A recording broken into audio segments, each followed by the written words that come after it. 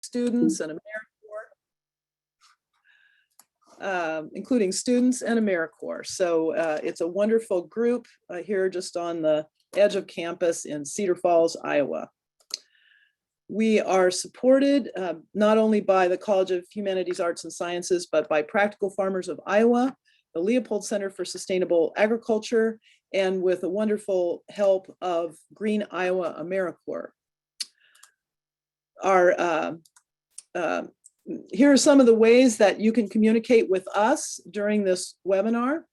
You can post questions or issues that you might have in the chat box. Does everybody see or have the chat box? Let's just make sure that you know where that is and how to get to it. So I'm not sure how you'll communicate with me if you don't, but it's usually a good idea just to ask. Not seeing any signs of any issues from the names that I see here. So you can use the chat box for questions. Oh, we're up to 94. Ann Phillips here on your right has helped set up this Zoom meeting along with Andy Olson, Green Iowa AmeriCorps. And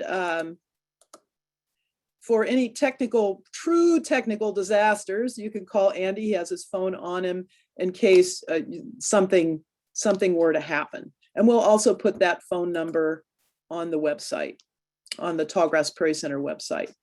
For some reason, these things are moving faster than I want them to.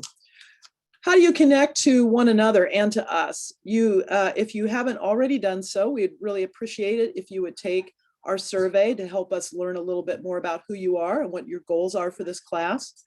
The syllabus for the course and eventually the recorded webinars will be on the Tallgrass Prairie Center webpage that's devoted to this. And we'll make sure you can find that. Check your email for your invitation to join Botany Beginners Facebook group if you're not already a member of the Botany Beginners Facebook group. We did this last year doing wildflowers, and that has been a viable way for people to share with one another what they're learning and ask questions and just get to know other budding botanists in the region. And then we have a listserv called Botany Beginners TPC that we've invited you to join. And we will be using this extensively. So when I suggest homework, I will suggest that you do that homework and post it on the listserv. And so this is also how you can interact with other students if you want, and also interact with me and the other instructors. So if you do have a question about something that you heard, or a question about anything really about this, post it to that listserv and I will respond on that listserv as well. That way everyone can see that answer in case they were wondering the same thing too, which mostly people are. Since no one's getting grades, there's no private information, so you don't have to worry about asking me something that others can see. So that's how we're hoping that will work. And yeah, let's see. So the goals for this course, number one, this is a course for beginners. We welcome those of you who have a little more experience identifying grasses, but we're definitely focusing this on beginners. That's not to say that there won't be some technical terminology that maybe goes over your head the first time you hear it, but we'll work really, really hard to make sure that everybody is comfortable and that you're all able to learn. So we really don't assume any prior knowledge. It is impossible to teach all of the grasses. They're so abundant and so numerous, but we'll try to learn some of the most common grasses. And the region is really the upper Midwest. When you start going west or south, things change pretty quickly. We're going to be using seasonal and habitat cues to help you narrow down your choices. Just like more experienced botanists, we have expectations about what we think we will find in a particular area, and we use that to make life easier for ourselves. We will be focusing exclusively on open, sunny habitats. We will not do any woodland grasses. And the general range of soils will be from moist to dry, but probably not the farthest extremes of the very wetland soils or the most extreme dry soils. We will cover things that we consider weeds. Of course, that's a plant out of place. It's a human construct, but we will cover weeds. We will cover areas that have been planted, such as roadsides, conservation plantings, places where they're planting either native grasses or they might be planting non-native grasses like a pasture. And then, of course, we'll be covering some prairie remnants, because who doesn't love the species that are on prairie remnants? Another goal is to help you connect with other botanists as you learn. We're all spread out in this virtual environment, but we can still connect and hopefully meet one another in the field. And another goal is for you to create a list of grasses that you can identify with more confidence. So as we go through this series of webinars, keep your own list as you learn more. Keep your list of what you feel like, okay, I've got that one. I really know how to identify that one. Those come in handy. We'll use botanical terms and field guides to help make it easier for you to become more self-sufficient in identifying grasses. Learning how to learn the grasses rather than just memorizing a set of characteristics for each one. So here's the course outline. Today, the introduction, what is a grass, and some essential terms, and our strategy, kind of our overarching framework for how we're teaching the grasses. It's the first time we've done it. We'll see how well it works. On Thursday, I'll talk about cool season grasses that are common and aggressive and found everywhere. We will use the Brown and Elliman ID guide. I guess I was going to hold it up, but I don't have it with me. Here it is. Grasses, Sedges, and Rushes by Lauren Brown and Ted Elliman. This is a recently updated version. It's very current, and it's been in use for over 40 years. So it's a wonderful guide, and we'll show you how to get the most out of it. On July 1st, we will do a third one on cool season grasses that are blooming right now in conservation plantings, like a CRP field or a roadside ditch that's been planted with natives through the Iowa Roadside Management program in your county, if you have a county program. And then on July 8th, our guest lecturer will be Dr. Justin Meissen, who will show you the cool season grasses that are unique to prairie remnants. So that is going to be a lot of fun. Then then we take a break, because the grasses are kind of taking a break. And we'll start with warm season grasses that are common and aggressive, including annual weeds that might invade your new CRP field, your new CRP planting. That you might mistake for, is that a weed? Is it something I planted? And then we'll go on again with these conservation plantings and roadsides. And that lecture will be by Dr. Christine Nemec, who is the program manager for the Iowa Roadside Program in the state of Iowa, across the entire state.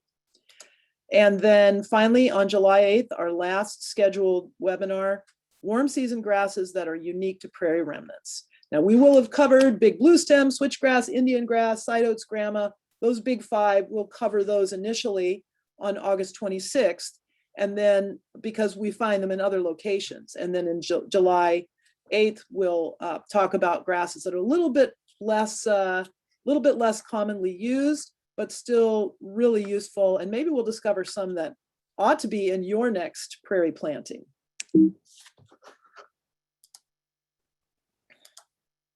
And that was by, that's another guest lecture by Laura Fisher-Walter. So here's our outline for today. Is this a grass? What all grasses have in common? Some basic grass anatomy that's needed to understand grasses. Minimizing the technical jargon, but one person's jargon is another person's essential vocabulary. And then this strategy for grass ID and full sun habitats. And 2 plants of the day, it's a light day for plants of the day, but by the end of today, you should know those. And I apologize, I'm having a little trouble with forwarding my my outline. I end up, I'll see if I can get it under control. And then finally, a suggested homework assignment. But first, now this is where this is audience participation. I have 4 pictures and I want to see where we are in terms of overall knowledge of grasses, just how beginner or advanced are we? So I have 4 pictures. Here are the first 2, number 1 and number 2. I hope those numbers are showing up well. So answer in chat if you know any of these species. So we'll start with 1 and 2, just put the number and what you think it might be.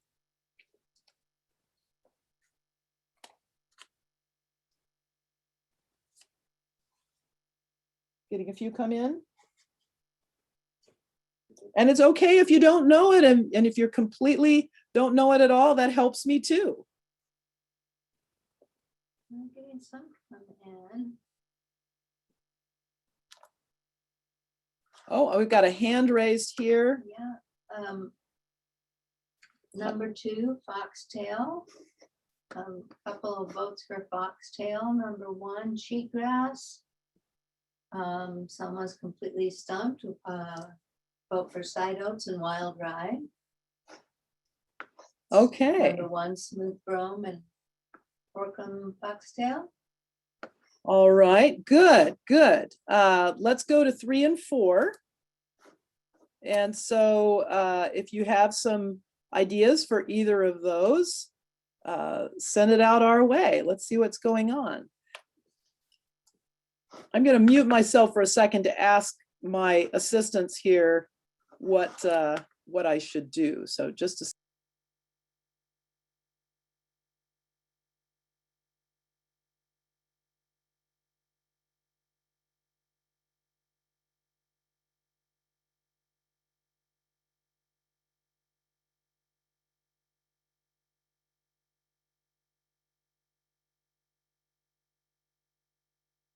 Little blue stem. Some people think it's a little blue stem. I'm sorry. Okay, we've got a 3. Some people think it's little blue stem. Some people think it might be big blue stem. And On number 4, number 4 might stump a lot of you or we most have of you. one suggestion. It's calms brome. Aha, okay, all right. Okay, Festuca paradoxa. Festuca paradoxa is a good guess. Yeah, we've got a lot of good ideas here. So should I tell you what the answers are? I suppose I probably should. So number 1 is smooth brome, and we're going to go over smooth brome later today. The number 2 is foxtail barley, Hordeum jubatum, very common weed, both of those. And then number 3 was big blue stem, Andropogon girardii, and number 4 is calms brome, which is not very common. So good. So we're off to the races. Let's keep going. So it's the first thing we have to do is figure out what's not a grass, and there are some lookalikes, right? There's some things that at first glance look very similar to a grass, and we're not going to cover those in this class. The sedges and the rushes are at another a layer of complication, and grasses are plenty hard enough for a beginning course. But what is it that is unique, what is it that all grasses have? That's really the way to think about this. And then we can figure out what's not a grass. So here's something that's got some grassy looking leaves. Sure, they're wide, but they're much longer than they are wide. They've got these parallel veins on them. They're kind of have a grassy look to it. But of course, it's got these great big purple flowers at the top of them. And everyone knows that grasses don't have great big purple flowers. So that's, grass can't have great big purple flowers. So we know that's not a grass, that's an iris. But there are some irises that look pretty grassy when you don't have a flower on them. Like, okay, what is going on here? Okay, here's something that's got some long linear leaves that are much, much taller than they are wide. Of course, this is my onion plants I'm getting ready to plant in my garden. So clearly that can't be a grass, but how do you know? Well, if we let it go to flower, it would also have a bunch of these big flowers on it. So a grass can't have showy flowers. We know that much. Now here's something that doesn't have a showy flower. It's the flowers are really closely packed together. There's no petals that you can see, just some stamens shedding some pollen. Could this be a grass? In fact, this plant is featured in the Brown and Elliman book. Well, there's the leaf, and it's obviously not a grass leaf. It gets wider in the middle and then comes back into a point towards the end. And so this is a plantago, plantain, and clearly that cannot be a grass. So grasses have all of the following things. This is really what we need to pay attention to. If it's going to be a grass, it has to have all of these things. Small, inconspicuous flowers. We know that that's the case. Narrow leaves with parallel veins. The veins can't go off like this or cross each other or be in a network. They have to be in parallel, and that's very clearly shown in this image here. The base of the leaf wraps around the stem like a sheath, or kind of like a bathrobe, if you think about it. They overlap. You can peel them apart very slowly, and you can lay it out flat, but that sheath is wrapped around the stem.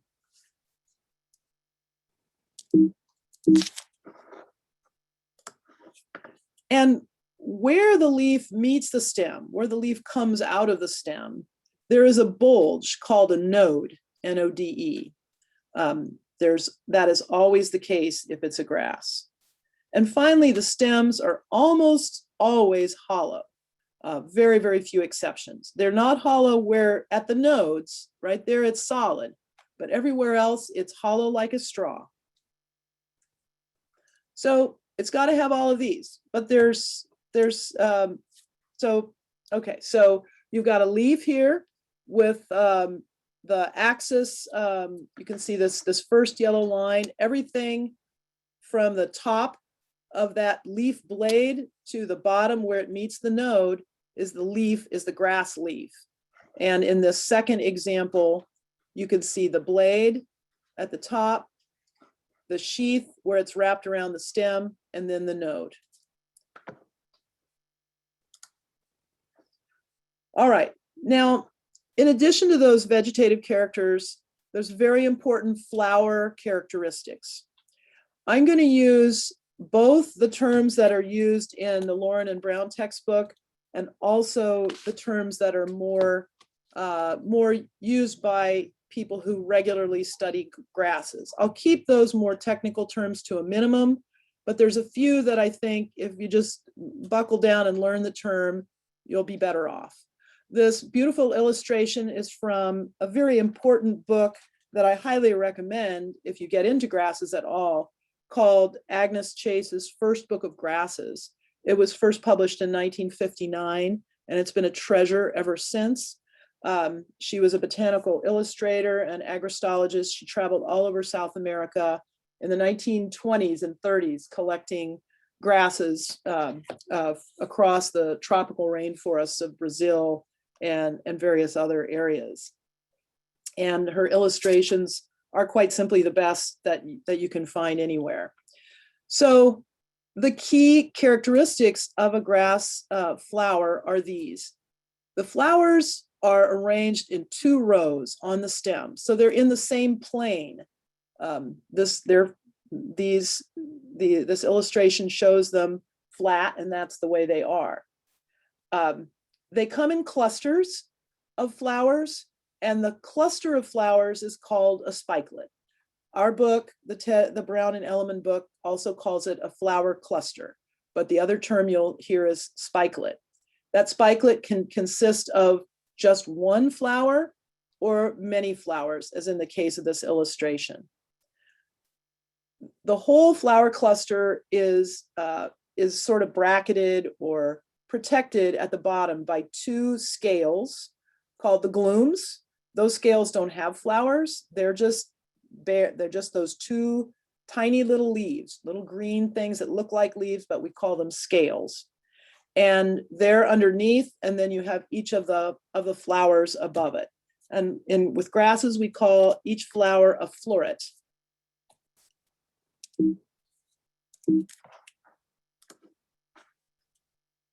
So grass flowers have all of these things. The flowers, each flower is enclosed in two scales. And there are names for those scales. You do not have to know those names. They're appearing here. But every flower has those two scales at the base of them. The flower itself is just this naked little thing here with an ovary and two stigmas that come out to catch pollen. The anthers here, which are producing copious amounts of pollen that's blown by the wind, and hopefully will get caught by another stigma somewhere else. All of this is such a delicate and yet terribly important thing for the biology of the grasses that they're almost entirely enclosed in these green scales that we just were talking about. And that's what makes it a grass. That's really the defining characteristic of a grass. Over here on the left, I'm showing quackgrass spikelets with the anthers sticking out and the feathery white stigmas sticking out as well. But most of the time you don't see that. That's a very ephemeral thing. And it's quite fun when you can catch it. But most of the time you don't see the flower parts sticking out of these overlapping scales. They're hidden inside. Sedges, on the other hand, which are not grasses, instead of in rows, instead of flowers in rows, their flowers are arranged in a spiral around the stem, just like a spiral staircase. Hopefully you can see that in this picture. And that's also true for the leaves. And then there's only one scale per flower, and that's very evident in this photo. There's one scale at the base of this sort of swollen ovule here, ovary here. One scale per flower, and the stems are triangular. The leaves are coming out of the stems in this spiral, and so the leaves are triangular. And many of you have probably heard the expression, sedges have edges, because if you try to roll that stem in your hands, it will not roll smoothly like most grasses will. There will be edges to it, and that's because of the arrangement of the leaves around the stem. Rushes are another area, it keeps doing that. Rushes are another look-alike that you might confuse for a grass. The rushes are a much smaller family. There's only about 600 species worldwide, mostly found in very, very wet areas. They are kind of grassy looking. The flower structures either come out of the very tip of the stem, or they might stick out from the side, and grasses don't do that. They do not stick out from the side that way. Rushes are very different. They're really more like a lily. They have a series of 6 petals and sepals that are arranged around the fruit in a whorl, just like if you can imagine the lilies that are blooming right now. They don't have pretty petals, but that's very different from a grass. The fruit is a capsule that's filled with many tiny seeds, whereas a grass fruit is just one seed there, like a wheat or a piece of corn. And so those seeds you can squeeze and those seeds will come out.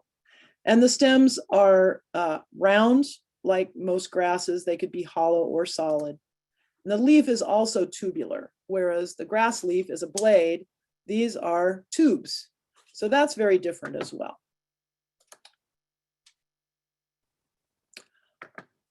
So let's look at the big picture of a grass. We've talked about the structure of the leaf and the structure of the spikelets or the flower clusters. Let's talk a little bit more about kind of the whole plant, because there's a few other pieces here to take a look at. And by the way, if you're collecting a plant, to try to identify, to bring in indoors. Make sure you get most of it. If it's an annual plant like this, you can pull it out of the ground. If it's not in a remnant prairie, if it is, you leave it be. Or pull it right from the very base, so you get as much of that stalk as possible. This thing here in the red circle is called an inflorescence, and it's basically the arrangement of flowers on the stem. How many inflorescences do you see in this picture? It says now that we're looking at just the inflorescences. Does anybody want to try to put that in chat? Just try to count how many inflorescences do you see in this picture? 6. 6, yes, the answer is 6. You're correct. All right, we're following along. Here is that reproductive stalk or reproductive tiller. It could be called a stem or a culm. I apologize, all of them are used. I will probably use all of them in my speech, but all of those refer to that same thing. And then there are some vegetative, or sometimes called sterile tillers. These are just producing leaves, and there's about 3 of those. Those are a little bit harder to count. You can also see the nodes where a new leaf is being produced, and then some roots down there. And then I've blown up this to show you more clearly. Here's a node here. I've got my arrow cursor circling around it. There's a node here. It's just a swollen bump.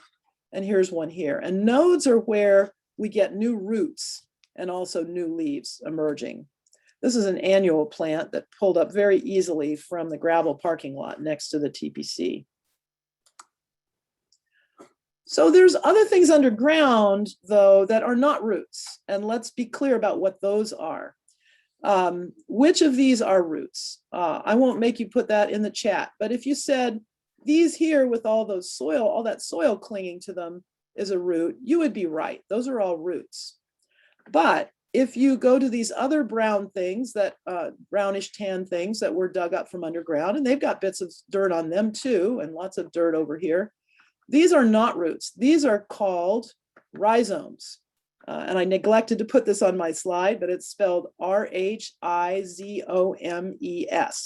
And rhizomes are what make grasses such wicked competitors and such incredibly successful organisms. They, if there's one adaptation that has been incredibly defining for grasses, it's the rhizome. They're actually underground stems. They're not roots, they're stems anatomically.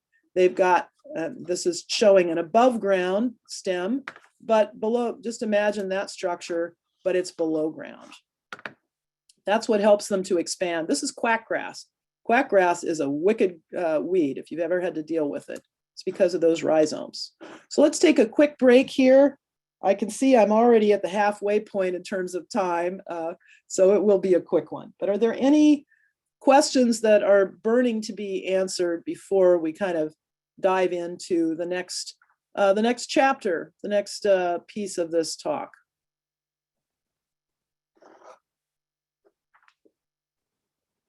Seeing anything? Okay, must be clear as mud. We'll see how we do. So let's talk about strategy.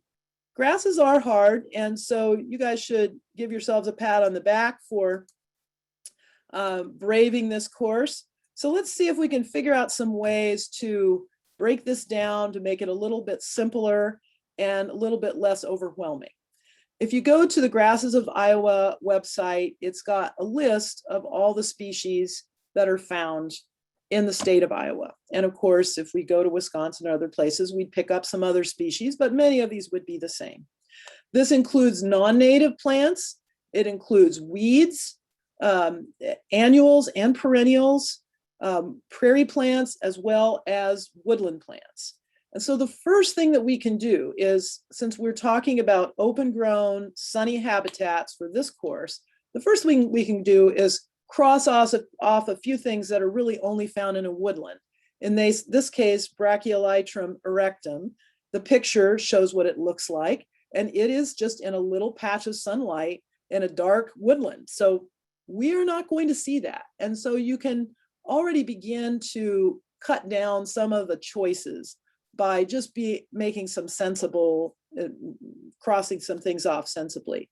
There's many species in your book, grasses, sedges, and rushes, that are not native to Iowa. They generally contain the word salt marsh in them somewhere. There's a lot of salt marsh grasses. We do not have any salt marshes, so you can take those off your list immediately. So that's one way to narrow it down. But there's some other little strategies that we do to narrow down our identification. And another huge one is the season of flowering. There are two broad categories of grasses: the cool season grasses and the warm season grasses. It has to do with the type of enzyme they use to grab carbon dioxide out of the air and turn it into a carbon compound. And the difference between those two enzymes affects the way they grow and how much heat they can handle. The cool season grasses are generally at our latitude, okay, at our latitude in northern Iowa. So this really, if you're further south, this is gonna be different. Further north, it's gonna be different. But the cool season species are flowering between May and early July. Even if something like Kentucky bluegrass that flowered in May, it's still holding on to those seed stalks. So you can still get a look at most of the information that you need. The characteristics are that they grow fast in the spring and again in the fall. So they have two periods of growth in our climate. And in midsummer, when it gets really hot, they just shut down. They're not growing at all. They just completely shut down. If you've ever wondered why your lawn doesn't need to be mowed as often in mid-July and August, this is why. These plants simply can't grow when it's that hot. So our lawn grasses, things like smooth brome, oats, wheat, barley, rye, the wild rye like Canada wild rye that we plant in a lot of CRP plantings, those are all cool season species. Meanwhile, the warm season species really get cranking in midsummer. And those include things like our big blue stem, switchgrass, Indian grass. They're dormant in spring and fall. They just don't really get going. And it also includes, of course, corn and crabgrass, that wonderful weed of our lawns. So we use this strategy to say, look, if I'm out in June and I'm looking at grasses and it's in flower, it's a cool season grass. If I'm out in August or September and it's in flower, it is a warm season grass. And so I can ignore all those other options. There's a couple of in-betweens that always proves a rule, but for the most part, there's a few exceptions both for cool and warm season, but this is a pretty good scheme, but you would have to adapt it to your particular location if you're not in Iowa or northern Iowa. Here's the other part of the strategy, and that is that not every grass is going to be found everywhere. Some species are more exclusive.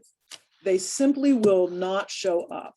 So we have three nesting categories here. Now, this is kind of a scheme that we're just trying out.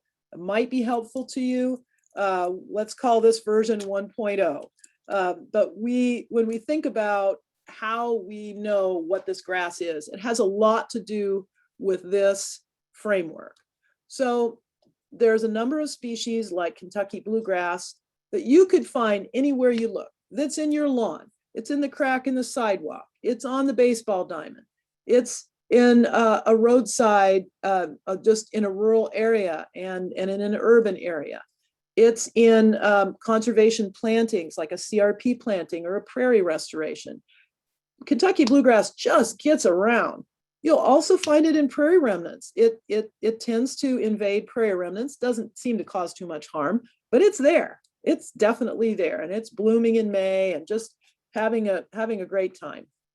Now, a more exclusive category than that are things that were planted by humans for a purpose, like a pasture or a roadside ditch that was planted by the county, or could be a farmer who's planting a CRP field with big blue stem and switchgrass and Indian grass.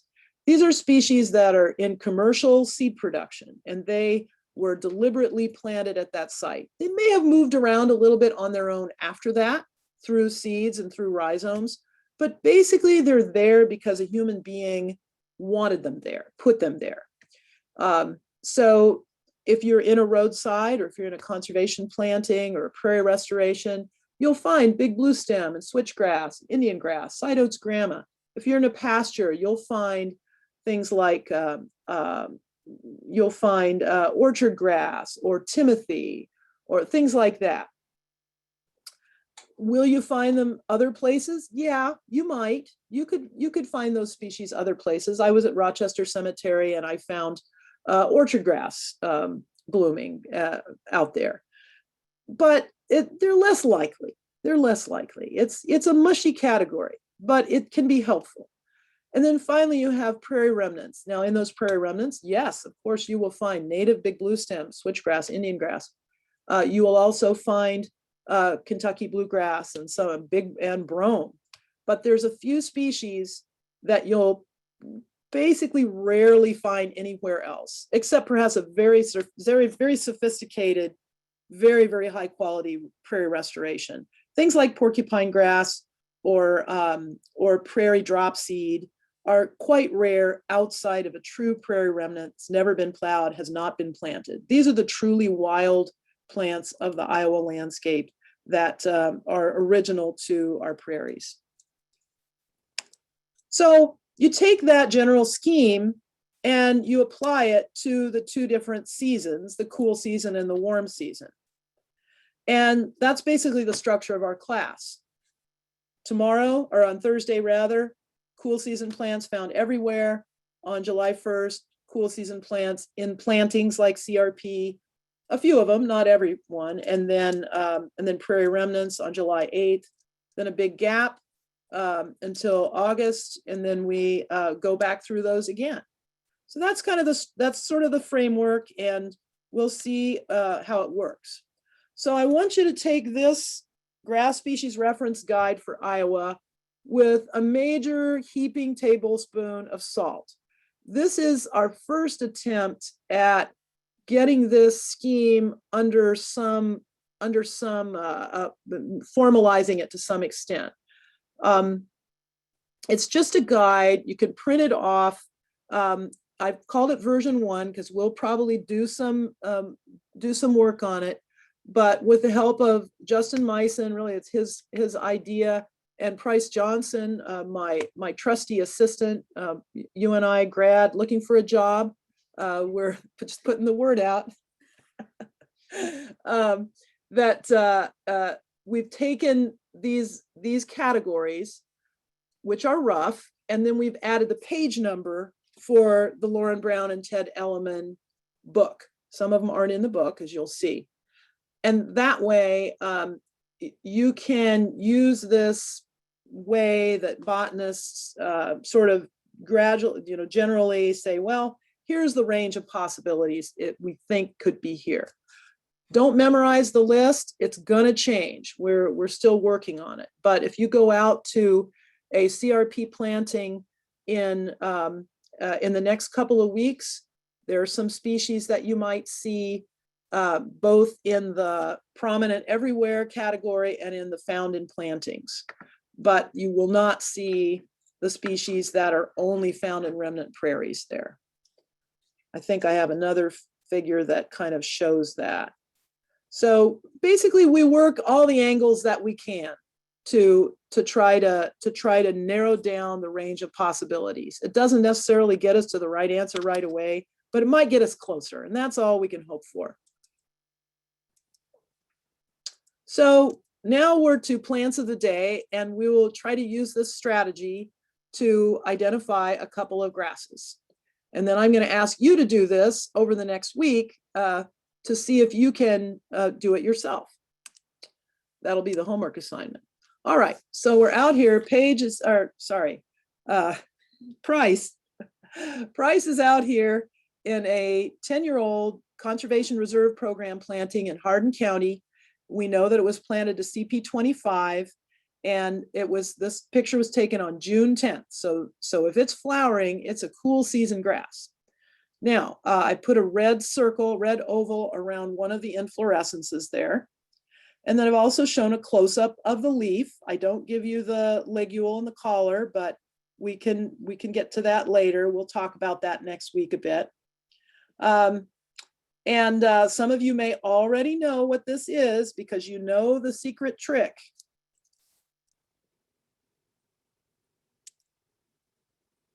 The secret trick is that this plant has got a little stamp on it, a little crimping in the leaf, on almost most leaves, not every leaf, that looks like a McDonald's arch or a letter M or maybe a letter W if you're looking at it from the other way around. If you know a few weird plant tricks like that one, you can take this list of species and go, aha, I bet you anything this is Bromus inermis. And that's smooth brome. You can go to the page number in the book here, page 196, and check it out to see if it looks similar to the plant that's in your hand. And so that's the strategy. That's how you combine these little trivia pieces about what plants look like with this general strategy. So I had skipped ahead a little bit, sorry. So the plant of the day is smooth brome, Bromus inermis, and a couple of you correctly identified. One of you said it looked like maybe it was downy brome or Japanese brome, and it does. It's very similar because they're in the same genus. So let's take another botany break and see if there are any questions or if this is making sense or no sense at all.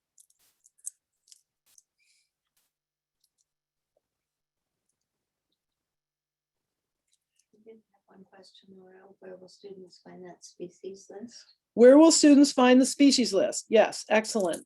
The species list, looks like there's somebody in the waiting room. There's also, by the way, if your hand is up on here, can you put your question in the chat? Because we've turned off the audio for students. This is a locked down Zoom meeting to prevent Zoom bombing from happening. Even though I know Donna Davis, I know you would never do anything rude, or Eric Miller. I know you'd never do anything rude, but just put your question in the chat, and that way we can get it. So the question is, where will that list be found? And that will be on the Botany Beginners webpage on the Tallgrass Prairie Center website. And that link was sent to you. Have we sent them the link? The list is not. We will be up shortly after this meeting ends. Yeah, the list will be up shortly after this meeting ends. And as I say, that's version 1. We're still kind of working on this concept. And so you guys are the guinea pigs to help us develop it more thoroughly. Yeah, any other questions yet? Thanks, that was an important question. Yeah, okay. By the way, I put this picture up for a reason. And that is because this is a picture of Kentucky bluegrass inflorescences of different ages. And this is something that grasses do that's going to drive you nuts. These over here on the right, these 3 here on the right, are prior to full flowering. The inflorescence is emerged, but all of the scales are tightly closed together. And the branches of the inflorescence are still pressed in tightly to the stem. Remember, it just came out of a very narrow tube. It had to get through there somewhere. So think childbirth, right? It's got squeezed out. And then as it matures from, in this case, from right to left, as it matures, it gets ready to flower, those branches will gradually unfold. That one in the middle is still sort of showing that. It will gradually unfold, and then it kind of gets that Christmas tree look to it if it's a Kentucky bluegrass. And then the last stage will be these flowers opening up even further and looking really puffy and fluffy. So that's an important thing to be thinking about as you're looking at grasses and trying to identify them, is what stage is it in? It could be that you're looking at 2 things. They look totally different to you, but one is tight and oppressed to the stem. The other is nice and loose and fluffy. It's both the same species, just in different developmental stages. So that's something to be looking at. And when you collect a stem, try to collect one that's more fully developed, and especially if it's got the flowers are exerted. You can work with any of them in the ID process, but it's better if you get one that's more mature. Okay, we will go on to kind of the final piece here. And that is to look at a couple of plants of the day. We looked at Bromus inermis, and now let's look at this second one. So full sun, this is on a gravel lane. You could tell there were tire ruts, there was open ground, there was gravel. So it's kind of a disturbed habitat, not a planting. And the photo was taken June 10th. So what do we do with this information, right? We look at our list. We think, well, which of these categories is probably not going to be? First of all, none of the warm season species are going to be blooming on June 10th. So we can cross off the whole right side of that table. We also know that it's not a remnant prairie, so we can cross off the things that are only exclusively found in a remnant prairie. Now we're looking at really those two boxes: cool season species that are found, they're everywhere, quite wild, quite able to exist in a lot of different habitats. It doesn't mean each one of these can be in every place. For instance, giant reed, Phalaris arundinacea, is only going to be found in ditches and really wet areas. It's not going to be found on that gravelly roadside, or Phragmites rather. But sorry, yeah, Phragmites is what I meant to say. But many of these other things, which are, some of them are native, some of them are non-native, some of them are pasture grasses that could have been planted nearby and just moved in. Many of these are all good candidates. So then the next thing is you're just looking through the book, right? You're just looking through the book, looking at photos, and seeing if there's something that looks close. Well, if you started at the very top, by the time you got to the fourth picture, you'd be to foxtail barley, Hordeum jubatum. That's a pretty good picture. You might want to keep going, look at some of the other ones as well. See if there's anything that's closer than that. Don't just stop at that first possibility, but see which ones might be close. Now, one of you in the chat at the very beginning suggested that maybe it was foxtail. It's actually a really great suggestion. Foxtail would be a good one because it's got those very long bristles on it. But foxtail here in Iowa blooms in late summer. And so on June 10th, you couldn't find Soteria, viridis or faberi anywhere in bloom. So that's a useful, helps to rule things out. All right. So what's something else you can do to kind of confirm this? Well, there's a wonderful website, Minnesota Wildflowers. You can look at their photos. They have great photos of flowers, leaves, stems, everything. It's just really, really wonderful. And if you donate to their site, it will improve your botany karma. So we highly recommend it. It's all a volunteer effort, and they just do a wonderful job. We rely on them and really appreciate them a lot. So consider a small donation to their effort if you use that website. And here's a picture I believe this is in Brown and Element. Looks pretty darn good for foxtail barley. So we feel pretty good about that tentative ID. So in a nutshell, narrow down the list of possibilities. The light environment in particular, moisture too if possible. Narrow down the season of flowering to cool season or warm season grasses. Look at the site history and decide whether it's even plausible that you could have remnant exclusive species on there. Look at it and see if it was planted at some time. Use this grass species reference guide that we're developing and see if you can take a stab at that. Now, if you're taking this course and you're in Nebraska, it's probably not going to work for you if you're too far west. And so you might be talking to other people who do know these species or looking at guides that are more appropriate for your region And take a look at what they say about the habitats. That might give you some clues as well. And apply any weird plant tricks that you happen to know that we'll teach you a few more besides the McDonald's M on the brome, as part of this collection of strategies. It's not gonna be the only thing that will work, because you'll get fooled in many ways if you only rely on that one thing. And look at photos from other regional guides like Minnesota Wildflowers. If necessary, if you have to, you may have to get out that hand lens and use an actual botanical key. And next time we'll be showing you how to use that the key in the Grasses, Sedges, and Rushes by Lauren Brown and Ted Elliman. You'll have to buckle down for that one next Thursday. It's a little, it's more technical. It requires really close attention to fine detail. So get that caffeinated drink next to you and some notes, and we'll give it a shot. We'll see how we do.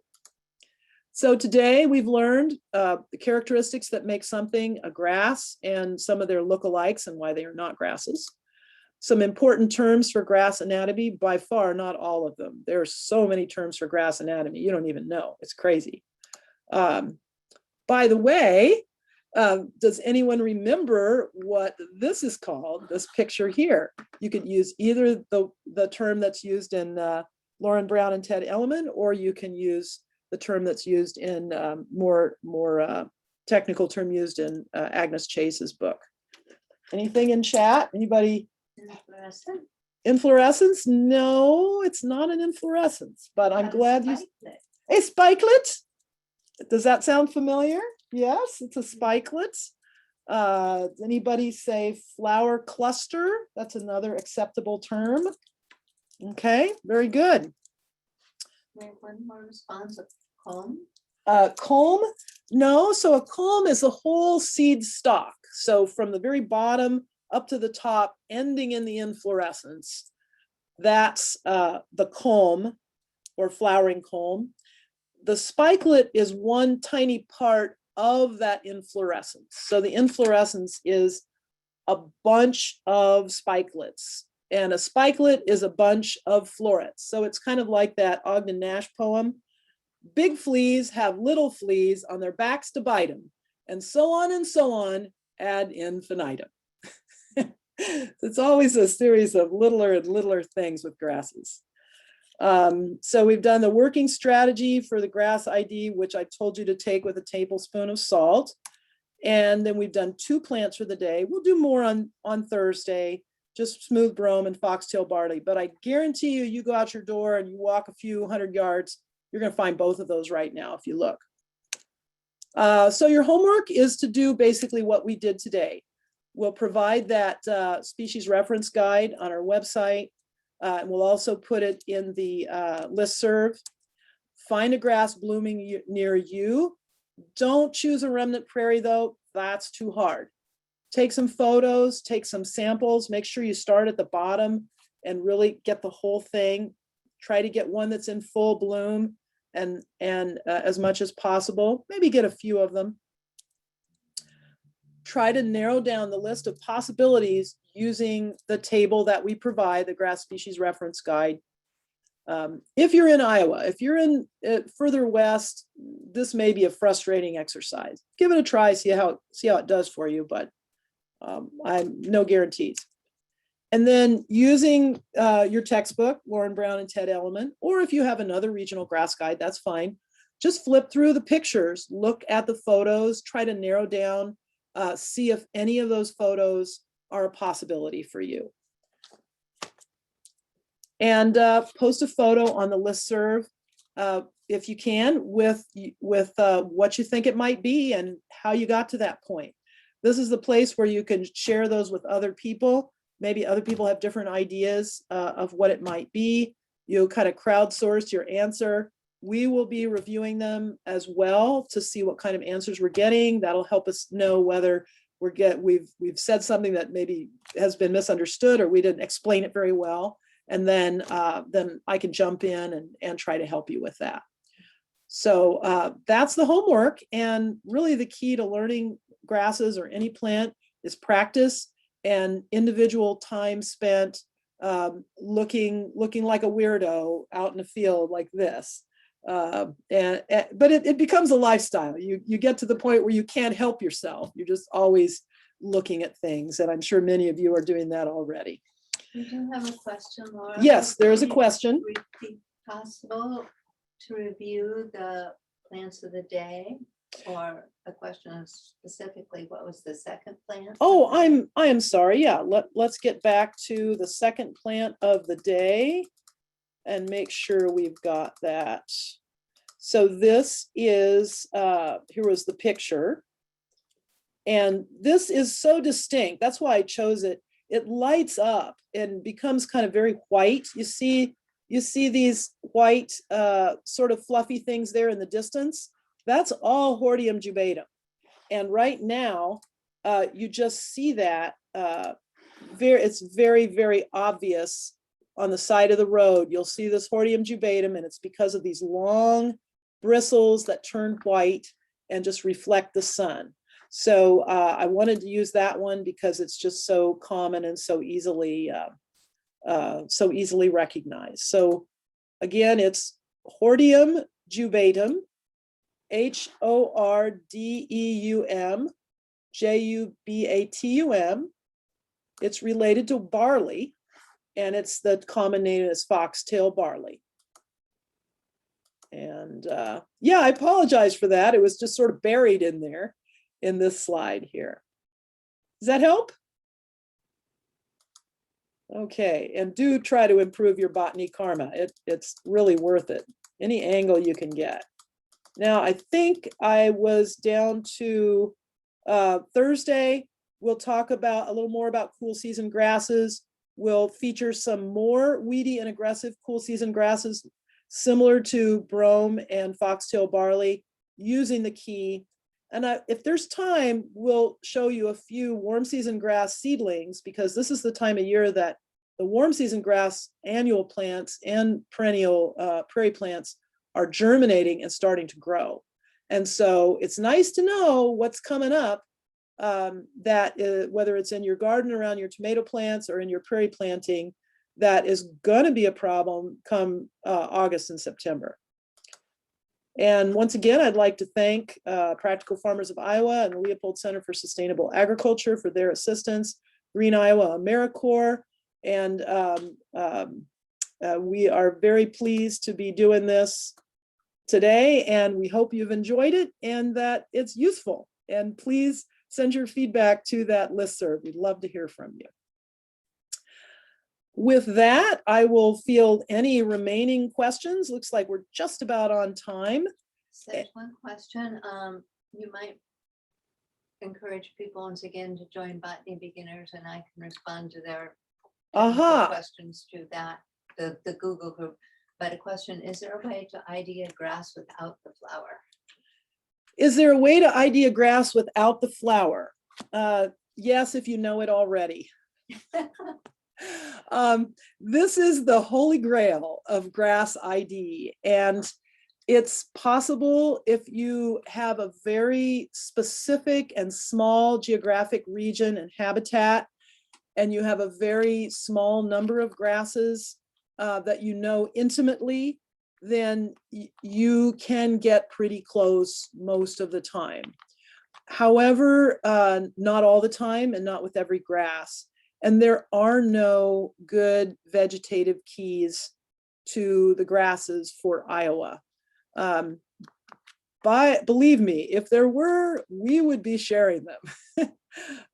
Agnes Chase even mentions the difficulty of IDing grasses because their characters are so narrow, you know, there's just a leaf and a blade and a node. And we will be showing you some of those vegetative characters that can help in subsequent lectures where it's possible. And if you just take a narrow group of grasses and you know it's one of those 5, you can get those grasses with vegetative characters. And we are actually doing that in our research on CRP vegetation this summer. We are using vegetative characters to ID grasses, but it's no picnic, and it's much better if you've learned the inflorescences first, and then you can begin to know, to recognize the very subtle multivariate characters that give you this sort of gestalt sense of, oh, that's kind of probably big blue stem. But it takes so much time and experience to get to that point. This is the beginner's class, so we're gonna stick with that for now. Great question. Great question. We can always hope. Anything else come up? Oh yes, I was reminded to mention that we encourage you to join Botany Beginners Facebook group if you haven't already joined that group. And the Botany Beginners listserv will be the one that we'll use most frequently for homework and things like that. Because a lot of people do not want to belong to Facebook for many reasons. So There are many questions about a recording. Yes, will a recording be available? Yes, a recording will be available. We are going to try to put this recording on the website, on our Tallgrass Prairie Center website very soon. There may be a delay to put the closed captioning on it, and closed captioning is important just to make this accessible to as many people as possible. But the automatic closed captioning probably won't work for Latin grass names and things like that. So we think that we'll be able to put up a temporary version before the closed caption version is available. So yeah, so go to the Tallgrass Prairie Center website, go to the Botany Beginners link, and then the Grasses 2021 course. And as soon as we're able, we will be posting these recordings. Yeah, any other questions? All right, well, thank you so much, and have a wonderful time out there searching for grasses that are in flower. Take those pictures, take those samples. I love to hear about your what you're exploring and what you're discovering. And we will hopefully see you all back here on Thursday at 3 for our second lecture. All right. You all have a good day, and we'll see you next time.